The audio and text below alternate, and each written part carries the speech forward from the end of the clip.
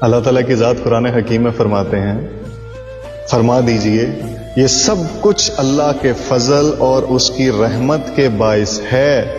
اب رحمت کو ایکسپلین بھی کیا کہ جو باسط محمدی صلی اللہ علیہ وسلم کے ذریعے تم پر ہوا، کہ اللہ کا فضل اور اس کی رحمت کس کی وجہ سے ہوئی کہ نبی کو تمہارے درمیان بھیج دیا۔ بس مسلمانوں کو چاہیے اس پر خوشیاں منائیں، باسط محمدی پہ کیا کریں؟ خوشیاں منائیں۔ یہ اس سارے مال و دولت سے کہیں بہتر ہے جس کو وہ جمع کرتے ہیں۔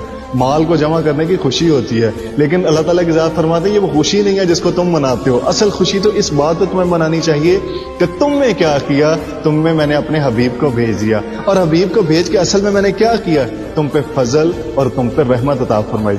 پھر اللہ تعالیٰ کی ذات دوبارہ قرآن حکیم میں فرماتے ہیں، بے شک اللہ نے مسلمانوں پر بڑا احسان کیا اور انہی میں سے عظمت والا رسول صلی اللہ علیہ وسلم جو تھا وہ بھیج دیا۔ پھر دوبارہ ارشاد فرمایا مسلمانوں پہ فضل ہوا۔ پھر ایک اور جگہ ارشاد فرمایا، تم پر اللہ کا فضل اور اس کی رحمت نہ ہوتی، تم پر اللہ کا فضل اور اس کی رحمت ہرگز نہ ہوتی تو یقیناً چند ایک کے سوا سب شیطان کی پیروی کرنے لگتے۔